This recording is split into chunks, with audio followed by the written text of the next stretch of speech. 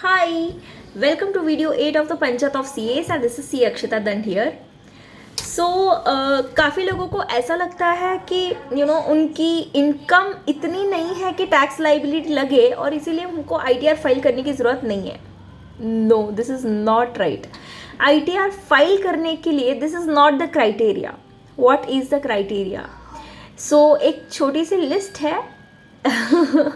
खाना बनाने की लिस्ट होती है, वैसे ही कुछ इंग्रेडिएंट्स है इसके भी. So what is the ingredients about? The very first is, तुम्हारे टैक्स लाइबिलिटी के लिए जो टोटल इनकम काउंट होता है वो ये नहीं होता है कि टैक्स लाइबिलिटी कब लगेगा. नहीं नहीं नहीं, this is the basic exemption limit. तो अगर समझो आपकी इनकम बेसिक एग्जेम्पशन लिमिट से ऊपर है. Now what is basic exemption limit? In case of old regime 2,50,000, in case of new regime 3 lakhs. As of now for this year 3 lakhs, yes. So for 24-25, previous year 24-25, okay. तो उनके लिए तो yes up to 2,50,000 and 3 lakh, अगर आप old regime use कर रहे हो या न्यू रेजिम यूज़ कर रहे हो, according to that. Apart then that, अगर आप फॉरेन ट्रिप पे गए हुए हो 24-25 में and if the value is more than 2 lakh से ज़्यादा स्पेंड किया हुआ है, 2 lakhs और more exceeding 2 lakhs, then in that case yes you have to file ITR. Not only that, now this is apart than your income, okay. Third is, अगर समझो आपके नाम का इलेक्ट्रिसिटी पेमेंट जो हो रहा है ना पूरे साल में, if that is more then 1 lakh rupees, भले आपका बेसिक एग्जाम्शन लिमिट के नीचे होगा your income, still you have to file ITR because you are in this criteria. Next, अगर समझो आपका जो TDS या TCS विच इज़ डिडक्टेड और collected is exceeding 25,000 rupees, you are suppose to file ITR. Apart then that, अगर समझो आपने किसी आपके करंट अकाउंट में समझो 1 crore या उससे ज़्यादा डिपॉजिट किया है, या सेविंग बैंक अकाउंट में 50 lakhs या उससे ज़्यादा डिपॉजिट किया है, yes you are suppose to file ITR. So these are some of the reasons for which you have to file ITR. Apart than this, not only this, कुछ और भी चीज़ें, जैसे कि समझो आपका कोई you are the beneficiary owner, or I would say you have the signing authority for any of the financial assets which is outside India.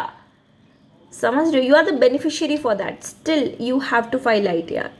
अगर समझो आपके पास आप कोई एसेट के जॉइंट ओनर है समझो, and that asset is outside India, you have to file ITR. Yes, I know, सुन के ऐसा लग रहा है कि ओ माई गॉड हम किसी ना किसी लिस्ट पे आ रहे हैं. नॉट ओनली दिस, अगर आप किसी कंपनी के डायरेक्टर हो then also you have to file ITR.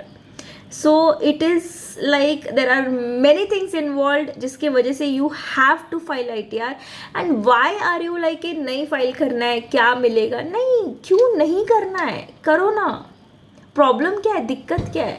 अच्छा, टैक्स लाइबिलिटी की दिक्कत है तो वैसे भी नहीं आने वाला ना, बिकॉज यू आर लाइक कि तुम्हारी इनकम इतनी है नहीं. अगर इतनी है नहीं तो फिर दिखाने में क्या प्रॉब्लम है?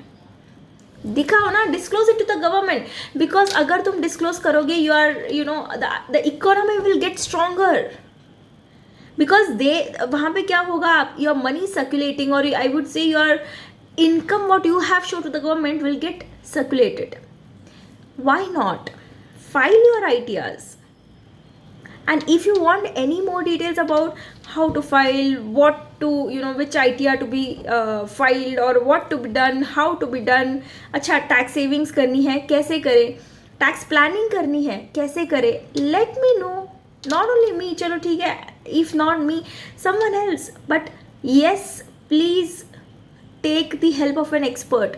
डोंट बी लाइक हम इंडिपेंडेंट है, हम कर लेंगे, हम we can file our ITRs just to save 500, 1,000, 1,500 rupees, 2,000 rupees, 5,000 rupees. थोड़े से पैसे बचाने के लिए ना एक्सपर्टीज़ लेने से लिए चुको मत. सच में यू डोंट नो कि तुमको आगे जब नोटिस आएंगी. काफ़ी लोग क्या करते पता है, सारे के सारे डिडक्शंस ले रहे थे.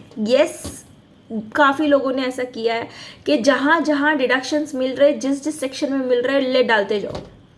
क्योंकि तब क्या हो रहा था पता है, इन्वेस्टमेंट्स के सामने ना तुमको कोई पूछ नहीं रहा था कि सच में किया है कि नहीं. पर अब ना फ्रॉम दिस ईयर ऑनवर्ड्स, अगर तुम LIC या मेडिक्लेम ये एक्सपेंसेस भी दिखाने हैं ना तुमको, see these are all expense based deductions, right. तो अगर ये एक्सपेंसेस दिखाने भी हैं, you have to give your policy numbers from now onwards, यहीं पे अटक गए, right? So that is the reason I am telling. और जिन्होंने लास्ट ईयर तक ऐसे ही तुक्के में डाल के ले लिया है ना, उन लोगों को नोटिस आई हुई है.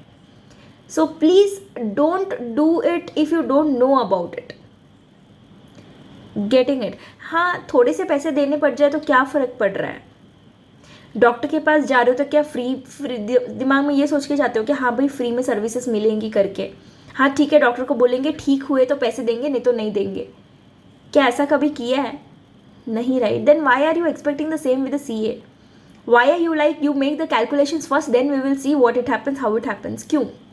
इट्स लाइक डॉक्टर तुम्हारी सर्जरी कर रहा है एंड यू आर लाइक अगर हाँ ठीक है, ठीक हो गया तो ठीक है, तो दूंगा, नहीं तो नहीं दूंगा. ये कौन सी बात हो गई भाई? No, not to be done. Take the help of an expert and be professional. I mean, you are an educated one, right? Why you want to behave like that? Don't do that. Don't do that at all with anybody. Okay?